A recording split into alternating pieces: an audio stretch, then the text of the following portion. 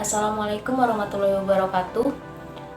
Nama saya Nabia Sifadia. Saya dari Prodi Akuntansi, Fakultas Ekonomi, Universitas 17 Agustus 1945 Samarinda.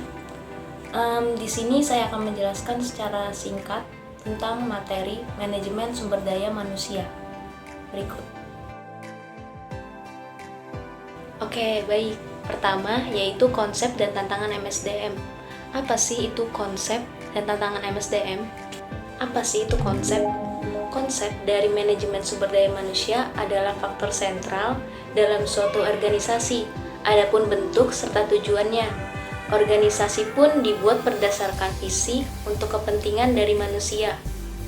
Selanjutnya yaitu tantangan dari MSDM. Tantangan dari MSDM sendiri terbagi menjadi dua. Satu, tantangan eksternal, kedua, tantangan internal.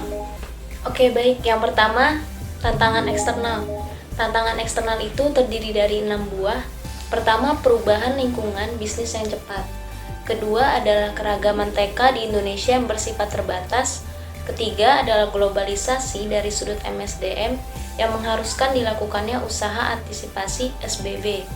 Dan keempat, yaitu peraturan pemerintah setiap perusahaan harus memiliki SDM yang mampu membuat keputusan dan kebijaksanaan.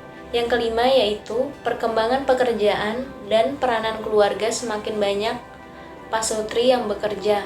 Yang terakhir yaitu yang keenam yaitu kekurangan TK yang terampil semakin banyak diperlukan, baik yang melakukan pekerjaan teknis.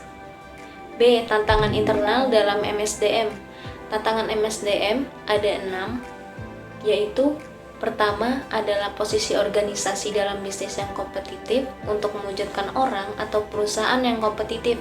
Selanjutnya yang B, fleksibilitas, yang C, pengurangan TK, yang keempat adalah tantangan restrukturisasi, yang E adalah bisnis kecil, yang F adalah budaya organisasi, yang G adalah teknologi, dan yang H, serikat pekerja. Baik, selanjutnya yaitu pendekatan dalam MSDM. Pendekatan dalam MSDM ada 3. Pertama, pendekatan mekanis. Kedua adalah pendekatan paternalis. Yang ketiga adalah pendekatan sistem sosial.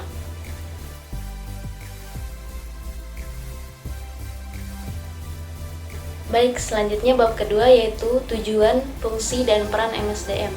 Apa sih itu peran MSDM? Menurut Bapak Sunarto, MSDM adalah merekrut dan mempertahankan sumber daya manusia yang terampil, bermotivasi tinggi, serta dapat dipercaya untuk menjalankan tugas organisasi. Selanjutnya yaitu melakukan peningkatan serta perbaikan terhadap kualitas sumber daya dalam organisasi.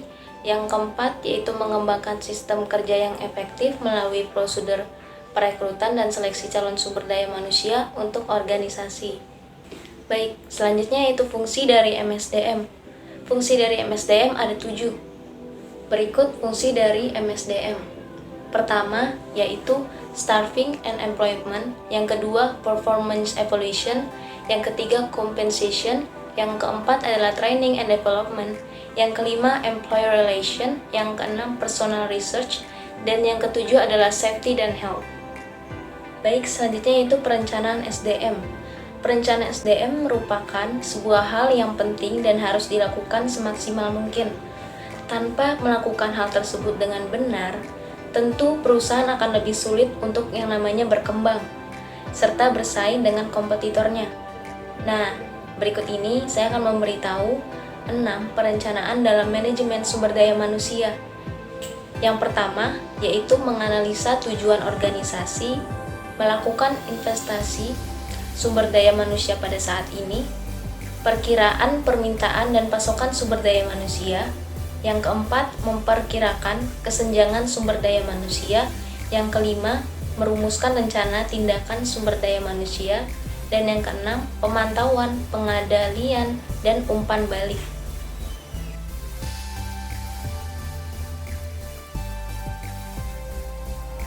Baik, selanjutnya yaitu rancangan organisasi dan analisis pekerjaan.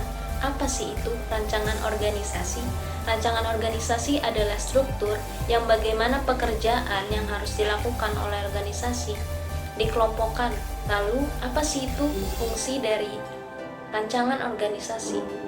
Rancangan organisasi berfungsi untuk mencapai tujuan organisasi berupa keuntungan perusahaan, kepuasan karyawan, pelanggan, dan stakeholder lainnya.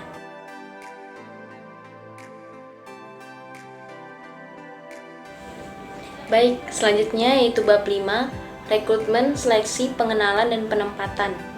Apa sih itu rekrutmen?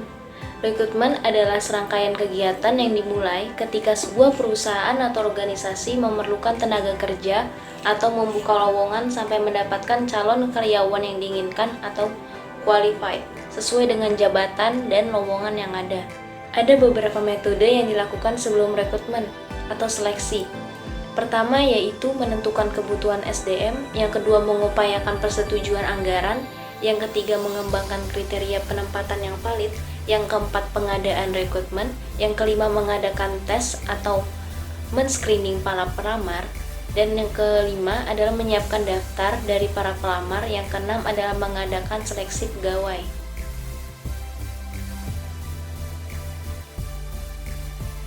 Baik, selanjutnya yang keenam.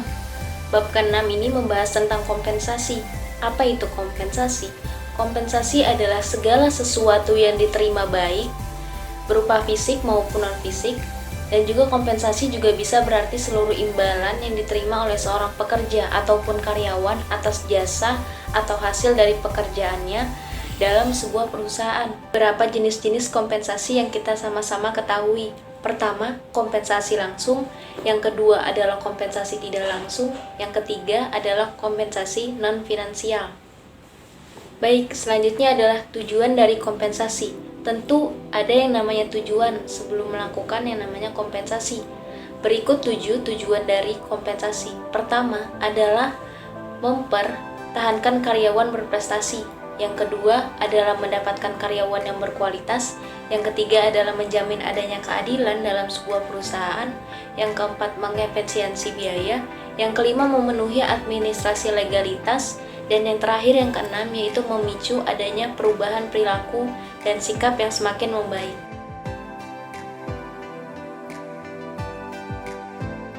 Baik, selanjutnya bab ke-7. Bab ke-7 adalah pelatihan dan pengembangan sumber daya manusia.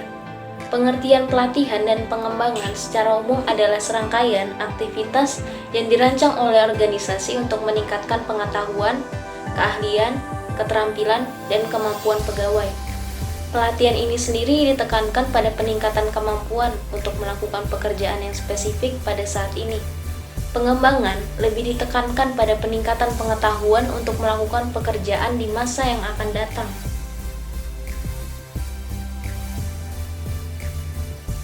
Selanjutnya bab 8, perencanaan dan pengembangan karir. Apa itu perencanaan dan pengembangan karir? Perencanaan dapat didefinisikan sebagai proses penentuan rencana atau kegiatan-kegiatan yang dilakukan pada masa yang akan mendatang. Selanjutnya, karir. Karir adalah semua pekerjaan yang dilakukan oleh seseorang selama masa kerjanya yang memberikan keberlangsungan, keteraturan, dan nilai bagi kehidupan seseorang.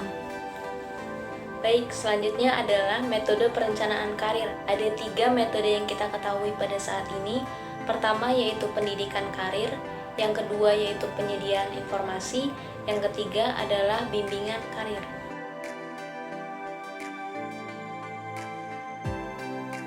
Baik, selanjutnya yaitu bab ke-9, penilaian kinerja dan prestasi kerja. Penilaian kinerja atau performance appraisal adalah suatu proses atau kegiatan yang dilakukan oleh perorangan atau kelompok dalam sebuah perusahaan untuk mengevaluasi dan mengkomunikasikan bagaimana karyawan melakukan pekerjaan dengan cara membandingkan hasil pekerjaannya dengan seperangkat standar yang telah dibuat dalam suatu periode tertentu untuk digunakan sebagai dasar pertimbangan suatu kegiatan.